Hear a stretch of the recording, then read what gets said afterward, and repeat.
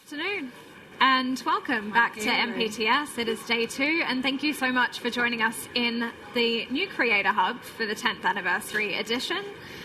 I am joined by some incredible panelists today for our creators, the new development producers. In an increasingly digital-first era, it's no secret that commissioning models are changing. Formats are being commissioned from YouTube to TV. Brands are forming their own production companies, and broadcasters are investing to expand their digital content.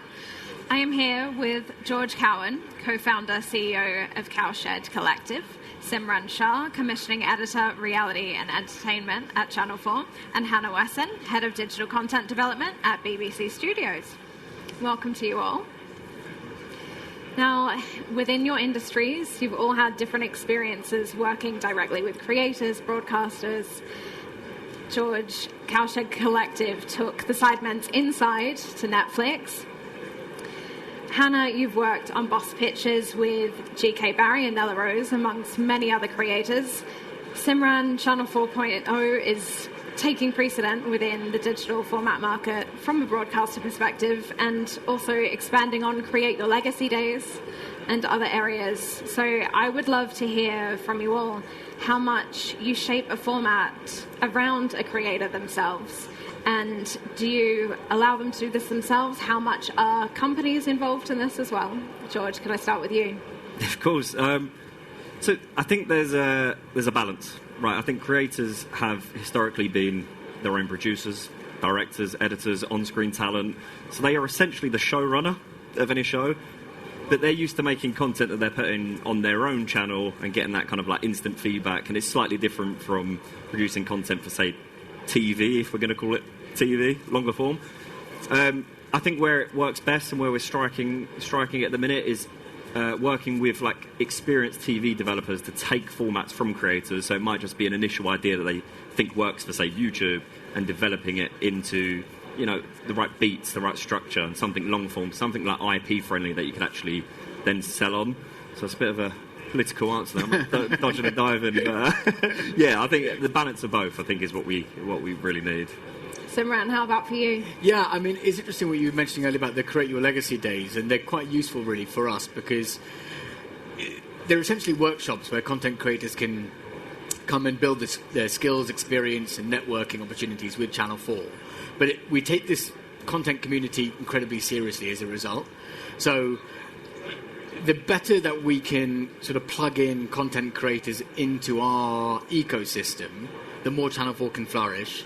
And the more Channel 4 flourishes, in turn, the better the benefits are felt around the media landscape, I think, in general.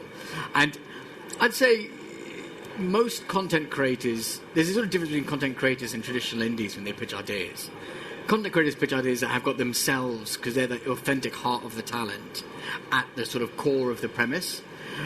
Whereas indies tend to sort of pitch formats with the talent attached.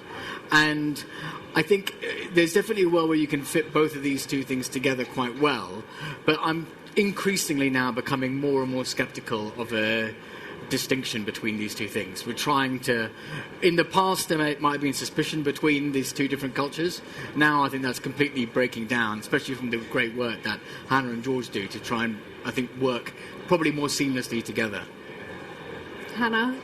Yeah, well, at BBC Studios, my role, I'm working across so many channels, because my new role is working across and commissioning across our YouTube channels, which is so varied. So I've got BBC Earth, I've got Bluey, I've got Top Gear, I've got a history channel. So the types of content creators we're working with are so varied, and the models really varied. So like Cimran was saying, sometimes we go to indies and they attach to talent, and then sometimes we've connected with the talent that we know will work for our audience on those channels, and then we'll work very closely with that talent to shape the format. So there's lots of different ways in which we do it, but however we do it, we're always making sure that that talent's voice is in the format, whether it's an indie that's placed the talent into the format or whether we're working with the talent for our channel direct. It's about having their authenticity and their voice in it is really, really important to us. Cimran, as far as creators building these formats on a platform like YouTube, when you're commissioning for linear, how often are you looking at proof of concept from YouTube? Well, it's interesting. recently, I've just, I'm usually in the game of commissioning shows, but in the past month I've sort of become an acquirer of shows. And in the 90s, big show, TFI Friday, massive show in the 90s, stopped being commissioned, came back in 2015, then got decommissioned. Then Chris Evans started his Virgin Radio breakfast show and put out on YouTube a version of TFI Friday. And that was getting like 300,000 views and becoming incredibly popular.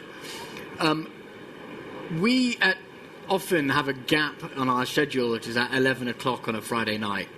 That's usually the home of repeats or sort of low-cost acquisition plays. But historically, it's also been the destination for experimental comedy and late-night formats like the Big Nasty Show, which I commissioned, right? But as budgets have got a lot tighter and a lot harder, it's very, very tricky to now get stuff away at any time, but even at 11 o'clock.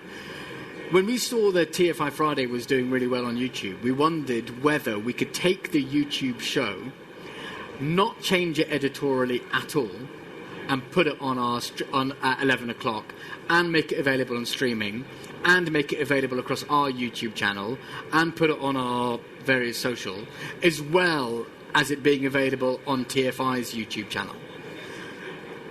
Amazingly, the TFI team all agreed to this, and we were able to, at quite a low cost, take a YouTube format that obviously has a nostalgic brand attached to it, and put it across all of our Channel 4 platforms. And it's worked really quite well for us. In a way, it's not really a pure YouTube format. It's not a content creator that's putting something up on YouTube, right? This is Chris Evans, so it feels quite old school. But I think the principle, is that we're not taking an idea that we like, testing it on YouTube first, and then putting it on Channel 4. There's stuff on YouTube already that is doing very well, getting a lot of views, getting incredible engagement, and what can we do? Are we able to take that, not lose the authenticity of the program? In fact, not really change the editorial much at all, and put it on Channel 4 to try and reach new audiences. It's an interesting move because most people are trying to take stuff from their channels and put it on YouTube. We're really looking at whether we can take things on YouTube and put it across all of our platforms. George, in that respect, the development process when you were taking Inside from YouTube to Netflix, how did that work? Yeah, do you know what? Netflix were a dream to work with, to be completely honest. Like, the reason they came to the Sidemen for Inside is because they wanted the Sidemen audience, right? So they didn't want to pump a load more like mechanics and like overproduce this show into something that the Sidemen fans are not used to, because I think that's then alienating them. It's kind of like you're then using them as almost contribs in a show, right? So essentially it was make the same again, just let's just say it how it is, here's a little bit more money to make some bigger challenges. But the rawness of the show and the structure of the show remain the same. And the Sidemen themselves are, like I said before, they are essentially their own showrunners. They're so used to it. So I think if you were to try and come in and tweak their script or give them an auto cue, it just wouldn't work. So essentially they had some bullet points on a page and we went go with it. And that is the final product. And it's not often that you hear a big commissioner like Netflix kind of giving you free reign, but they did, and it paid off. It went to #1 in countless countries. I think they've done it 3 times in a row now. All 3 series have hit #1 spot. So it shows it works. And I think they didn't alienate an audience, and I think that's what worked, really. Hannah, you've worked with so many creators, and you started with development. How has that development process changed across your career, and how are the creators integrated within that? I've always put talent, whether it's traditional TV talent or content creators, at the heart of the development process. So I'll only ever develop something very lightly, and then I bring them in very, very early on. And I don't think that's changed from whether I work with a household TV name or a content creator.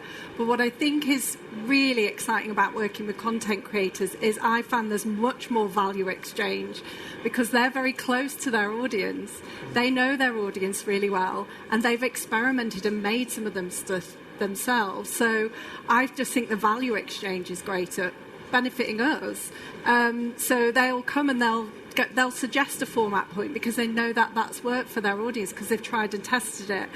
So, and what we give to them is probably, what I'm finding is they're very excited to work with linear TV producers or people I've started my career in linear TV, I've moved into this space, of kind of structuring format beats, making a format sticky, giving it longevity. So it's a real exchange of values, and I think it's just greater with content creators than it was with traditional TV talent. Cimran, how about for you? I mean, I guess there's something I just to pick up on one of your points. Quite often we take content creators and think that they live in their own ecosystem, and then there's the linear broadcast, and that's its own ecosystem. At Channel 4.0, we've worked with PK Humble, Harry Pinheiro, Nella Rose, Darkest Man. All this talent all want to work on big mainstream Channel 4 shows. G.K. Barry has done Cat's Countdown and The Last Leg at least 5 times and has absolutely smashed it out of the park. I've worked a lot with Munya Chihuahua, and when Munya was, when I was a series producer on The Last Leg, he came on to post-COVID because he'd blown up, and we commissioned a comedy panel show with Munya. We thought that Munya having 1 million followers on Instagram meant they would all come over and watch our comedy panel show on Channel 4 at 9 o'clock. They didn't. And it was a really interesting experiment. They came for the show, but Munya didn't bring his whole audience to Channel 4. These are 2 separate audiences. Munya's audience wanted him to do his stuff on Instagram. We have a different audience to cater for. So quite often what we'll do is we'll take our formats like Cat's Countdown or The Last Leg of Taskmaster and plug in content creators if they want to come on the shows just because they're great talent. And hopefully they will then create a new audience, bring a new audience. George, you also represent creators. How much is it about leveraging that creator's current audience into your new formats as well? Yeah, I think it goes back to like that instant feedback loop, and that's kind of what we are working with creators on. It's like, can we test small mechanics in your videos that, you know, we can build into something much bigger?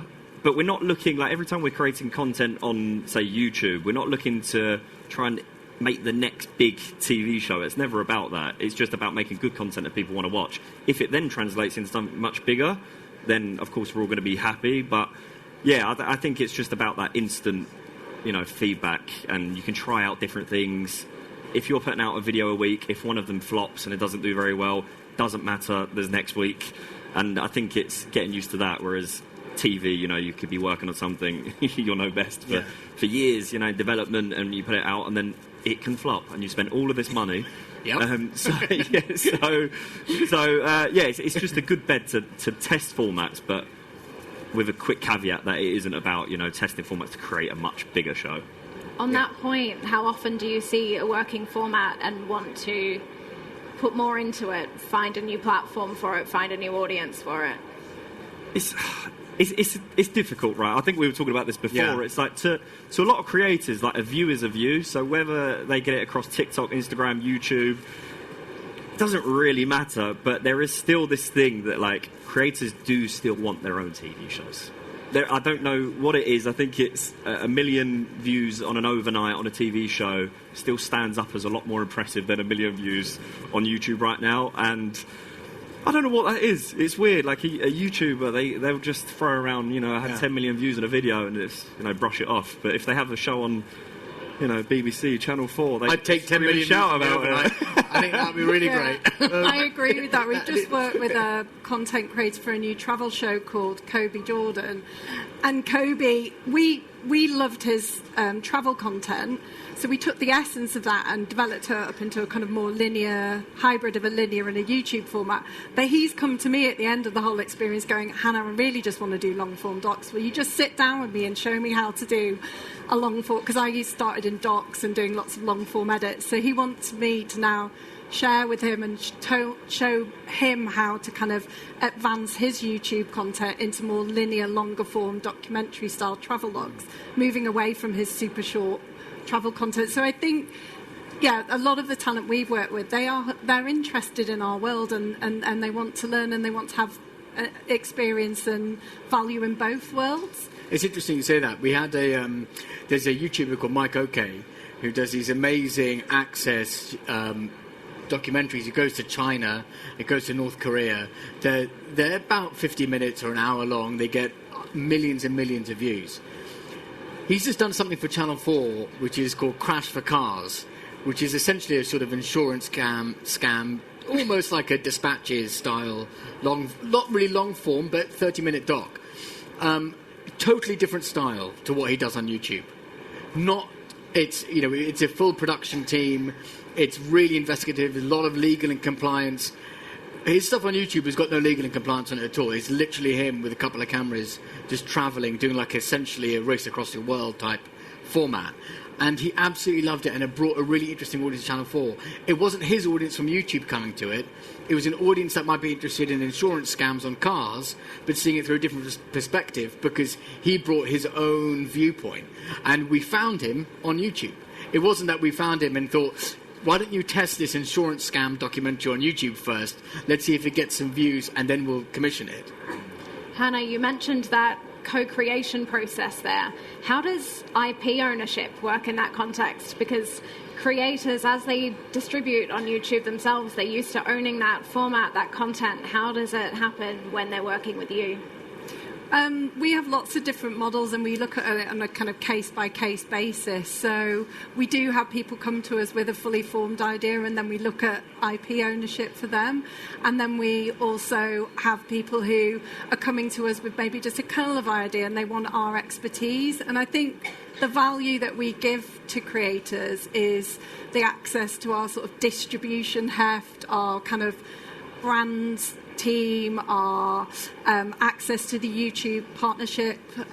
So there's lots of kind of access and heft that we bring them, that they often come to us for that and for that support to help maybe shape. They've maybe just got an area they're interested in, but they don't know how to develop it into something that's more formatted or something that might reach or speak to our fandoms. And they want that kind of heft behind it and that distribution access that we can bring. So that's how we kind of tend to work with them. But we're developing that at the moment. We want to have deeper relationships with content creators going forward, so it's kind of a longer, deeper relationship. So we've got some announcements coming up on how we're going to be working with content creators on a kind of more permanent, long-term basis. So it's ever evolving as the whole industry evolves, how we work with them, and the models are very varied, case by case, looking at the channel. I mean, we do so much content. We do kind of very short form, kind of gone quickly here today type content, and then we do more kind of like, we're doing some bluey content, which is kind of quite close to linear. So there's all sorts of forms of content that we do, and shapes and ways that we work with content creators, from kind of quick social campaign to something that's more like TV. I mean, our BBC Earth audience, for our BBC Earth YouTube channel, 75% of them watch it on connected TV. So it really is like TV, the content that we're making for a lot of these channels. So it's more like a kind of TV commission. Just a quick note to the audience, our Slido is open, so you can use code MPTS2026 if you would like to ask a question to the panelists towards the end of the session, and select the Creator Hub.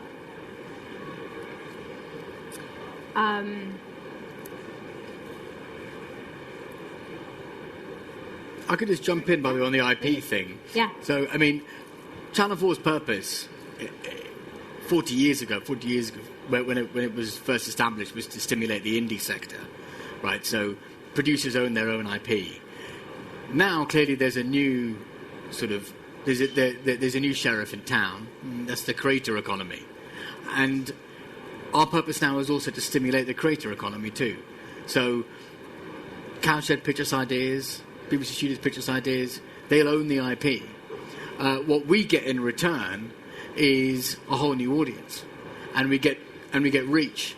And now increasingly with creators, we get engagement. And I think the difference is really crucial and something that I think people are still trying to get their heads around. You can have the traditional TV players on YouTube have great reach. Sky News has like 9 million. It's doing very, very well. But in terms of engagements, people actually care deeply about your show, are going to come back and obsess over it and watch it again and again. Someone like Gopher's like smashing it, and they've got very few subscribers compared to, say, Sky News or BBC News. So advertisers are monetizing reach, but algorithms reward engagement. And I think engagement is something that we're definitely now trying to take a much more focused and pay more attention to. Yeah, we're a lot more focused on. It used to be like we'd brag about views or whatever. Now it's about watch time. So that's where we can help the creators, because we sort of work together to think, how do we have this format really sticky? And we analyse the data and we test and we learn. Like we're doing quite a few projects now where we're filming stuff in batches, and then we're going to take the learnings and the testings from that and then which I'm sure, George, you do a lot, and then kind of try and get the watch time up on the content. So that's, engagement and watch time is much more important than kind of views now. Yeah, to be a successful streaming platform, you have to have time spent matters more than anything else. So that's not just really powerful recommendation engines, but it's also a deep archive of content. And often we have quite a lot to learn, I think, from the way the creator economy utilises watch time. And that's something I think everyone should be doing. I wanted to ask on something that you mentioned before about attracting brands and sponsors. There is so much branded content out there now. I was wondering whether working with creators, George, does that have more brands approaching you about working on formats? Yeah, 100%. I think in the last, say, 12 to 24 months, there's definitely been a huge shift. I think just as an agency, we're now accessing budgets that would typically go to AFPs, and kind of out of home, actually. We're seeing a lot of that budget kind of come digital now. And I think the reason for that is because creators have really upped their production value, and I think there's production companies making their own content. There's, of course, the likes of Channel 4, BBC making their own content specifically for YouTube as well. So I think brands now have something of value to attach to. It's, not that it's been this for forever, but it's no longer vlogs on YouTube. We're making actual shows that brands really want to attach themselves to, and the budgets have gone right up as well. The quality of branded content is like so much better than it ever used to be. Yeah, I mean, it's essentially like we're making TV shows for YouTube now, and I think there's a misconception that it's kind of raw and ready. Yes, it is. Yes, it's slightly cheaper than TV, but you're still getting shows. I mean, it's interesting about brands. Like, I was speaking to a really well-established agent a few days ago, and they said in the early 2000s, the idea of their talent doing brands and doing adverts was like a big no-no. They just wouldn't touch it at all. It'd have to be exceptional money for you to consider doing an advert. And now their whole slate is being populated by more populated than it ever has been with content creators, and there are fewer opportunities on television. Brands coming in and offering them opportunities to be themselves is a new source of revenue, and they don't turn their noses up at it. Quite the opposite. They're now trying to sniff it out. You mentioned revenue there. So much of development funding seems to be moving towards creators as well. Is offering more funding to creators the right approach going forward? I'd love to offer more funding to creators, the right approach, but resources are always scarce, so you've got to think quite carefully about how you allocate them. But yeah, I mean, selfishly, I'm like, yes, of course, give our creators your development funds. But I think we need to still figure out what that development money is actually for. Are you looking? We kind of keep looping back, but are we looking to create a mechanic and test it on YouTube and then take it to TV? Because do I think that works? Sometimes.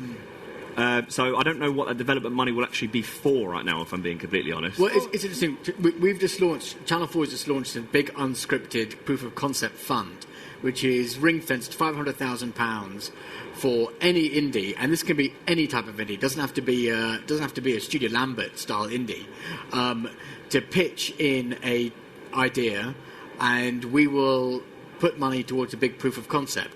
That proof of concept may not be put on YouTube. It might be something for us just to watch, to test, to see if the format works. But we'd encourage anyone to pitch in for that, whether you're a content creation company or you're a traditional television company. And should development producers be working with creators and vice versa? I think 100%. I mean, the reason I connected with GK Barry and Nella Rose for the 4.0 show is that before my current role, I was in the ENTS department pitching into Channel 4, and we made a show for one of our internal channels, which was like a format called Hack Attack, and it had lots of content creators had to go up against a hacker to see if get something wrong, and the hacker would go in their phone and reveal some funny photo or whatever. But what that was great for is we went for about 20, 30 content creators, and it gave me the chance as a development producer to work out who I had chemistry with and who had chemistry with me and who was going to work well with me in terms of like creating a format together that would really speak to their audience, and I could really add value to that content creator in terms of how I help them format it. And that's where Boss Pitches came out of me meeting GK Barry on another kind of this format where we were testing lots of talent, and it was GK that I really connected with, and then Nella also. So yeah, I think it's really important to get out there and get chemistry. See, because at the end of the day, nothing's really changed in terms of like you get great creatives all bringing something new to the table together, and that's where the magic happens, and that hasn't changed in this space. So yeah, you should get out there, you should speak to them, you should see who you can bring something to and what they can bring to you. Because I just found GK hilarious, and we really bonded over her humour, and now she's going great guns. But it is about chemistry, and you should get out there and connect with them and see who you can work with. In a similar way, we have a question from the audience. So is there a role for indies working with creators to bring ideas to you? Yeah, 100%. We're always looking for ideas. So we have... we commission a lot against our big IPs, so we've got BBC Earth, we've got Top Gear, we have a new channel called The Travel Edit, we have Timestamp, which is a history channel. But yeah, always open to ideas from indies. Yeah, 100%. Yeah, 100%. Munya's just done a long-form doc, just a doc, for Channel 4 about Trump and wrestling. And that's been made by Bango, who are a TV company formerly Rumpus. So I'd encourage all of those. And any indie who's got a content creator attached to them, absolutely come in. But I would encourage you also just to think about the Channel 4 audience and what Channel 4 is missing and what Channel 4 needs. Often, this is more art than science, but it is...